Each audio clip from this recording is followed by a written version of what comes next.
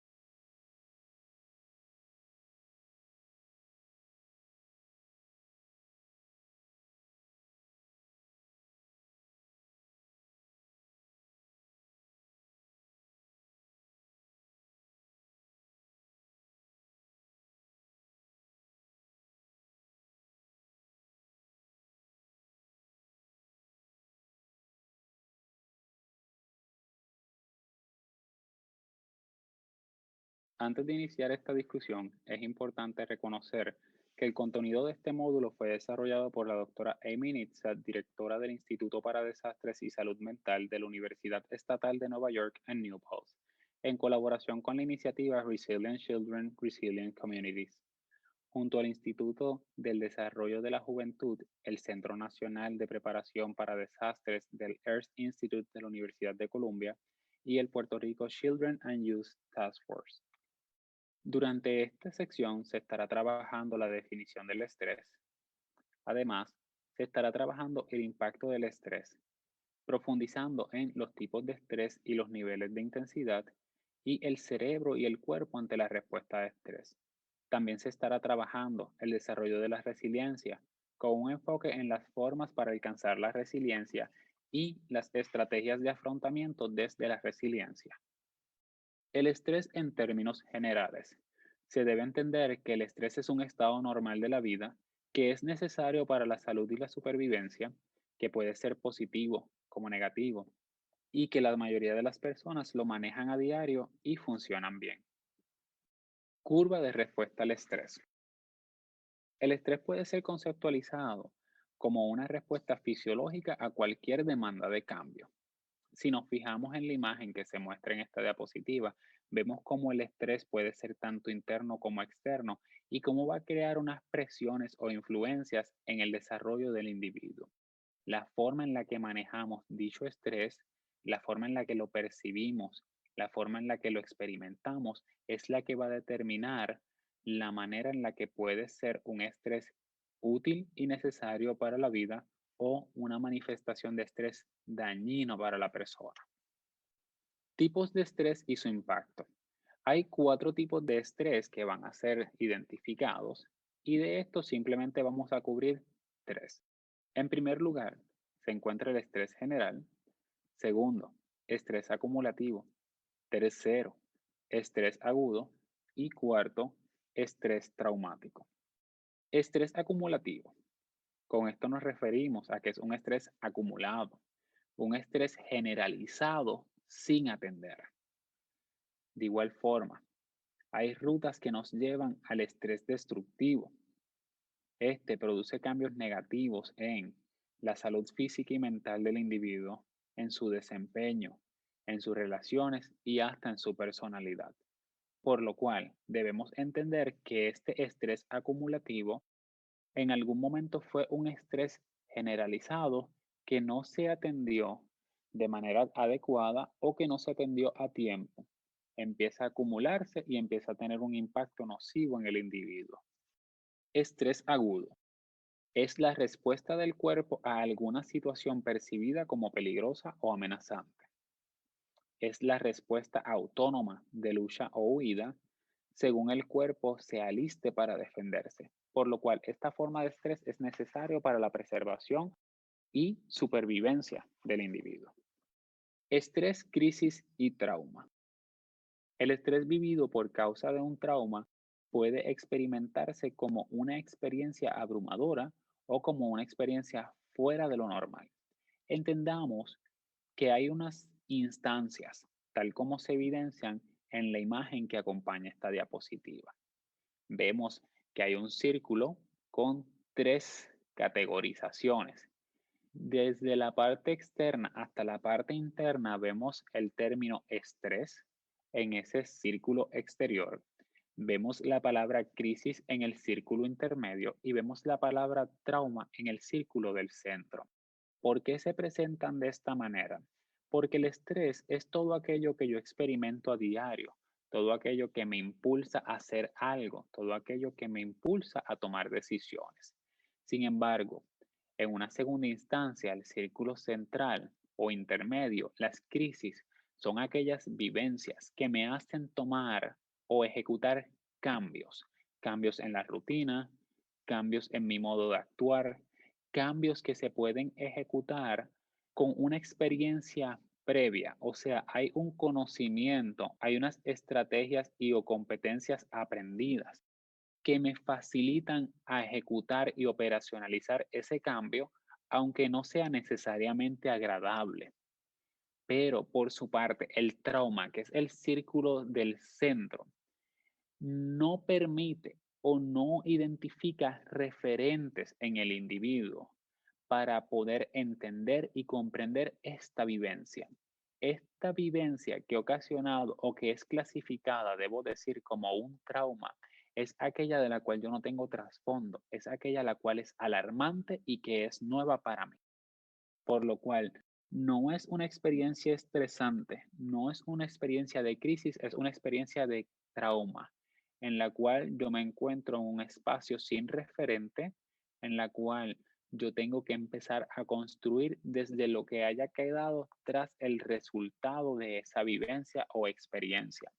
Igualmente, si nos fijamos en la imagen, hay otro círculo fuera de este círculo grande que se presenta con las 3 categorías, que también está identificado con la palabra trauma. ¿Por qué? Porque el trauma puede manifestarse desde el interior de la persona por una vivencia personal o puede manifestarse por una vivencia o experiencia externa al individuo. Es importante que tengamos eso en consideración porque una vivencia traumática puede estar clasificada o identificada de manera interna o de manera externa o incluso en ambas. Hay una experiencia interna y hay una experiencia social o externa al individuo. Posteriormente seguiremos profundizando para poder comprender a mayor cabalidad lo aquí explicado. El estrés y el cerebro. Durante estas próximas diapositivas vamos a estar analizando cómo el estrés y los eventos traumáticos, que no es lo mismo, tienen un impacto en la neurología del individuo. Cerebro emocional. El cerebro emocional puede ser visto como el monitor de peligro y metafóricamente lo podemos clasificar como un sistema de alarma. Este juzga lo que es placentero o lo que nos puede causar temor. Es árbitro de lo que es o lo que no es fundamental para la supervivencia y también asiste a la toma de decisiones rápidas, pero esta toma de decisiones no es afinada. Este cerebro emocional es el primero en desarrollarse, por lo cual está formado por las primeras experiencias de la infancia que dan forma al mapa emocional del niño. Por otro lado, el cerebro racional se enfoca en entender y analizar el mundo a nuestro alrededor. El mismo es responsable de interpretar todas nuestras experiencias. El mismo regula las funciones ejecutivas o formales. Entiéndase, planificación y toma de decisiones, determina las secuencias de las acciones y también predice las consecuencias de nuestras acciones. Igualmente, previene las respuestas impulsivas. Este cerebro racional funciona más lento que el cerebro emocional, pero es más afinado. Reconozcamos algo, al decir que el cerebro emocional es más rápido que el cerebro racional, hablamos de milisegundos de diferencia uno versus el otro. Por lo cual, ¿verdad? No debemos ver que un cerebro o que un componente de nuestra neurología es más lento que el otro, sino que prácticamente, ¿verdad? Cuando uno se activa, milisegundos posterior, el otro ya también está trabajando. La alarma de incendio y la torre de vigilancia. Primero, el cerebro emocional, la alarma de incendios, detecta una posible amenaza. Ejemplo, un factor estresante, un desastre natural, una vivencia traumática. Luego, el cerebro racional, que va a ser la torre de vigilancia, examina la amenaza potencial, establece el plan de acción y activa un plan. Entonces, el cerebro emocional, la alarma de incendios, regresa a su estado inicial y continúa el monitoreo. De esta manera es que nuestra neurología trabaja a diario.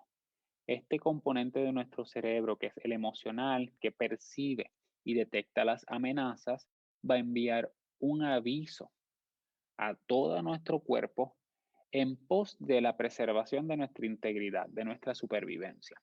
Milisegundos posterior a esta señal, el cerebro racional, esa torre de vigilancia, va a analizar qué está ocurriendo, va a aplicar o a proponer un plan de acción a seguir y automáticamente nuestro cerebro emocional se vuelve a regular y llegamos a un equilibrio. Así es como funciona de manera regular. La alarma de incendios y la torre de vigilancia. En el día a día, manejar el estrés adecuadamente se basa en un equilibrio saludable entre las partes emocional y racional del cerebro. En momentos de estrés extremo y traumático, la alarma de incendio suena constantemente, lo que sugiere peligro. Esta se atasca en posición de encendido. El cerebro se desequilibra, por lo cual la torre de vigilancia está siendo abrumada por la alarma de incendio. Toda la atención del cerebro se centra en tratar de apagar la alarma de incendio a expensas de otras funciones, por lo cual cuando hay un evento estresante extremo o traumático, nuestro cerebro pierde la capacidad de funcionar de manera efectiva. ¿Por qué? Porque las señales del cerebro emocional se mantienen de manera constante y de manera abrumadora, ocupando todas nuestras funciones y privando a que el cerebro emocional pueda hacer una evaluación de la situación y que pueda proponer un plan para regular esa alteración emocional. Estrés en el contexto actual. Factores estresantes preexistentes que podemos identificar en nuestro aquí y ahora. Primeramente, la pandemia es un elemento invisible, impredecible y es una situación crónica pero cambiante, rápidamente cambiante. Por otro lado, se encuentran las injusticias sociales. Estas son crónicas, son agudas, son traumáticas, son diversas.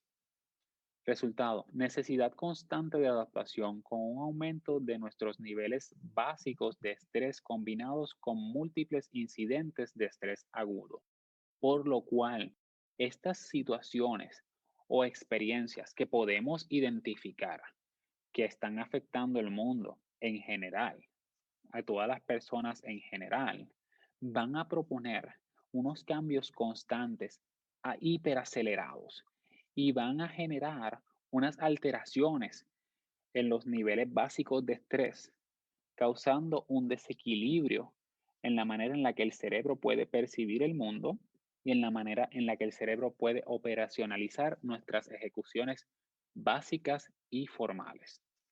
Desarrollar la resiliencia personal frente al estrés. En las próximas diapositivas vamos entonces a profundizar en lo que es resiliencia y cómo este elemento puede ser útil para que podamos sobreponernos a las condiciones de estrés extremo y o eventos traumáticos. Resiliencia.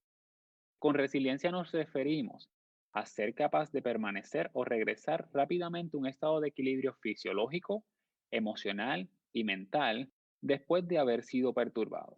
En otras palabras, es mantener la habilidad de responder versus reaccionar ante situaciones difíciles. Responder versus reaccionar. Cuando hablamos de responder, significa que estamos en una zona verde. ¿A qué nos referimos con esto? El cerebro emocional y racional están equilibrados. El cuerpo está en un estado de relajación. Además, es ávido para restaurar y recargar, y para actuar desde un aparente estado de seguridad. Por su parte, reaccionar debe ser entendido como una zona roja. ¿A qué nos referimos con esto? El cerebro está en un estado de lucha-huida, los sistemas inmunológico, cardiovascular, hormonal y digestivo del cuerpo están alterados y se actúa desde una sensación de desequilibrio y aparente estado de peligro. Los tres niveles de la práctica de resiliencia. Prepararse y practicar son las claves del éxito. En momentos de estrés, es mucho más fácil activar una estrategia preexistente que desarrollar una sobre la marcha. Por lo cual, el nivel número uno para la práctica de la resiliencia será reducción del estrés en momentos estresantes. Nivel 2, actividades diarias o rutinas para preservar el bienestar. Y nivel número 3, invertir a largo plazo en el bienestar. Si se fijan en la imagen que se presenta en esta diapositiva, vemos como una pirámide con tres categorías. El nivel 1 en el tope de la pirámide, nivel 2 en el área intermedia y nivel 3 en la base. Veamos esta pirámide como si fuéramos arqueólogos y estuviéramos desenterrándola de la arena. Primero desenterramos ese primer nivel en el cual reduzco el estrés identificado en este momento estresante. Lo identifico, lo atiendo y lo reduzco. Ya que empiezo a desarrollar esa habilidad para percibir mis manifestaciones de estrés, sigo desenterrando esa pirámide y descubro el nivel 2, en el cual empiezo a desarrollar actividades diarias, actividades rutinarias que fomentan mi bienestar. Primero, paso 1, que es una intervención inmediata. Paso 2 es una intervención a corto plazo y el paso 3, nivel 3, es una intervención a largo plazo donde yo termino de desenterrar esa pirámide y ahora yo invierto a largo plazo en mi bienestar, sea con una práctica que hago semanalmente, sea integrándome en una lección, en una clase, pero fomento un desarrollo en pos de mi bienestar.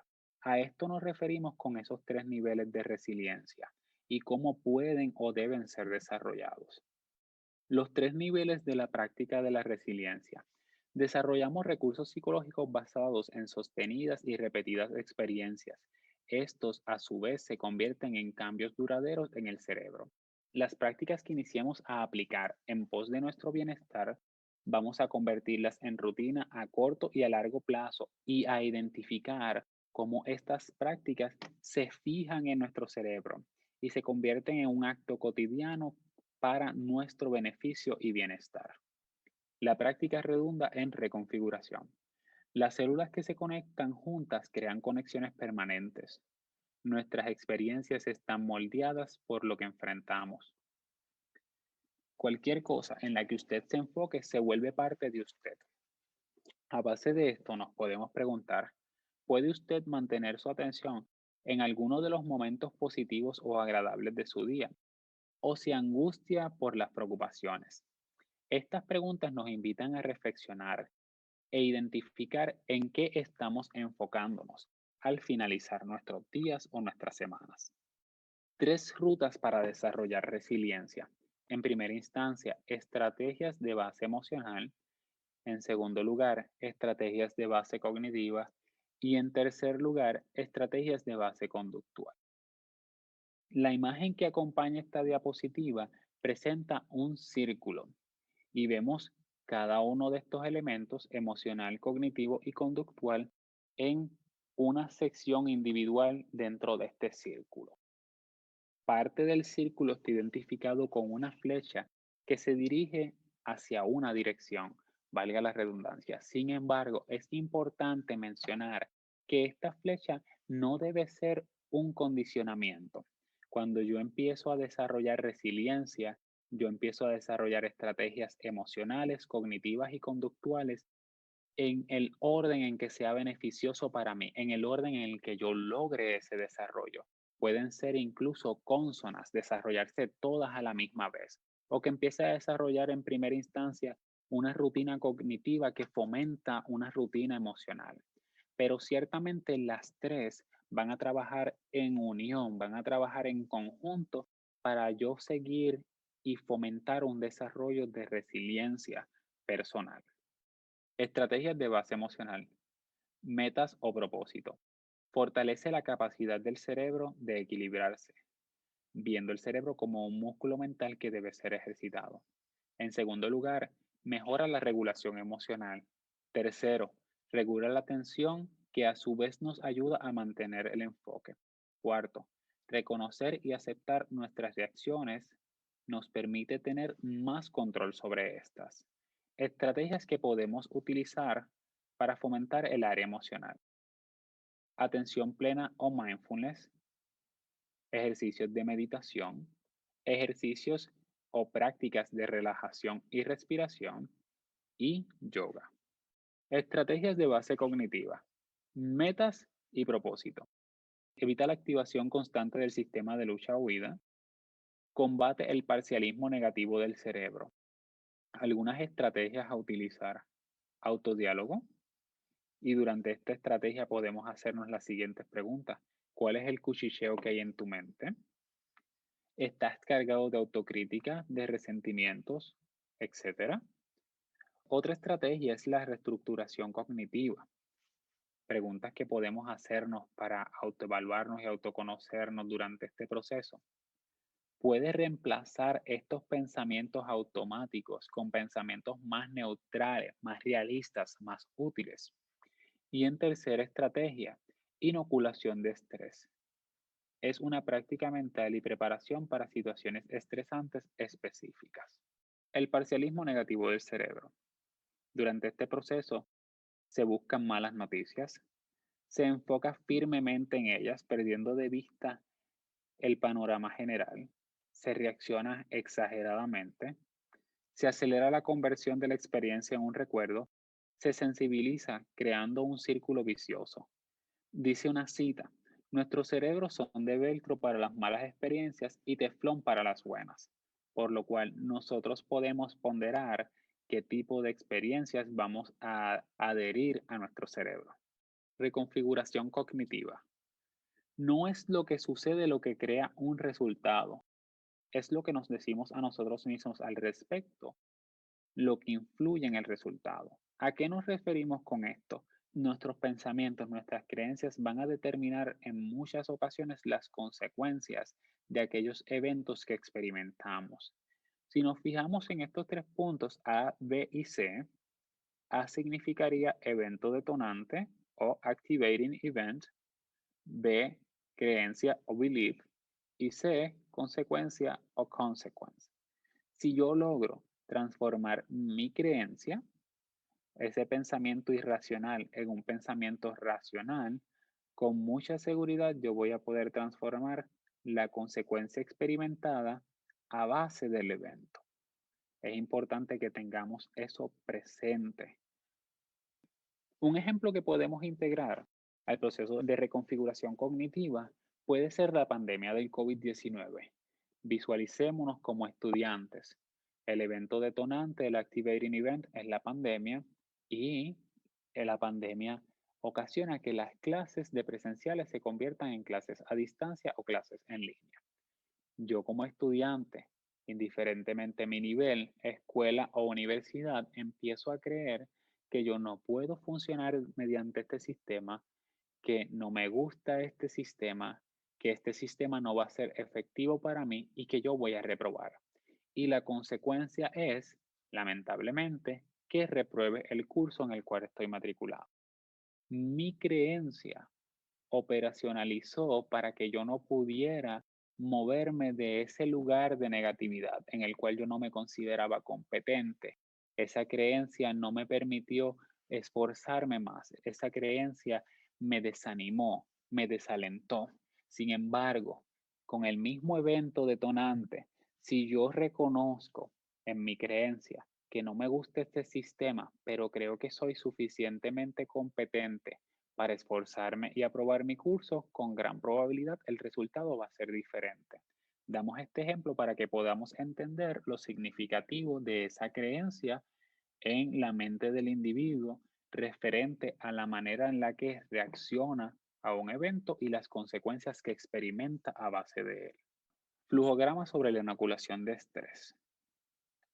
Si nos fijamos en el diagrama que se presenta en esta diapositiva, tenemos unas preguntas iniciales. ¿Cuáles son tus factores estresantes específicos? Es importante que los podamos clasificar. Una vez clasificados o identificados, debo decir, vamos a hacernos otra pregunta. ¿Cómo veo cada uno de estos estresores? Y hay dos categorías. ¿Lo veo como una amenaza o como un reto? Vamos a abordar primeramente la categoría de amenaza. Y a base de esta categoría surge una pregunta. ¿Cómo puedo reconfigurar esto en un reto? Pues puedo utilizar autodiálogo positivo, recordar mis fortalezas y buscar apoyo. ¿Por qué? Porque cuando yo veo los estresores como una amenaza, reconozco que no tengo las competencias necesarias para trabajar con ellos y con gran probabilidad no voy a poder sobreponerme a ese estresor que estoy experimentando. Por lo cual la teoría nos invita a tener una reflexión conmigo mismo, identificar mis fortalezas y buscar apoyo con un único objetivo, de que ese estresor, esa experiencia que yo veía como una amenaza, yo la pueda empezar a ver como un reto. Ahora, viéndola como un reto, me hago la siguiente pregunta. ¿Esto es algo que yo puedo controlar o que yo puedo cambiar? Si la respuesta es sí, lo puedo controlar, pues entonces intente estrategias de afrontamiento para ese problema, ese estresor. ¿Qué tipo de estrategias de afrontamiento? Romper el problema en partes para que sea más fácil de manejar, utilizar estrategias de solución de conflictos, de problemas, hacer tormenta de ideas, ¿verdad? Un brainstorming para identificar estrategias, herramientas que yo puedo usar para atender la problemática y desarrollar habilidades o fortalecer habilidades para intervenir con este estresor o esta problemática. Por su parte, si es algo que yo no puedo controlar, pero sí puedo cambiar, voy a intentar estrategias de afrontamiento enfocadas en emociones.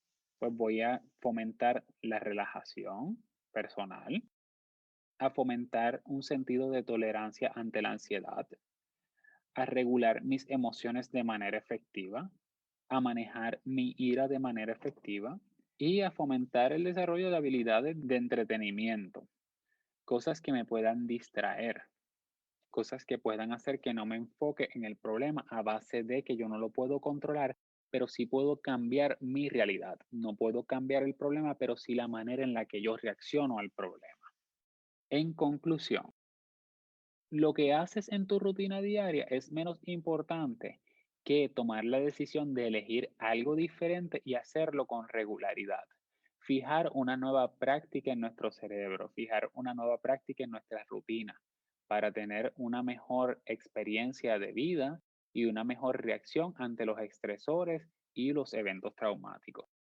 Elija algo que sea placentero y conviértalo en una práctica regular. Haga algo duradero en vez de solo crear una experiencia positiva temporal. Hacer algo repetidamente, como habíamos mencionado, crea un cambio duradero. Y desarrollar cualquier recurso psicológico es básicamente tener experiencias repetidas que crean cambios duraderos en pos de una función cerebral efectiva y enfocada en nuestro bienestar.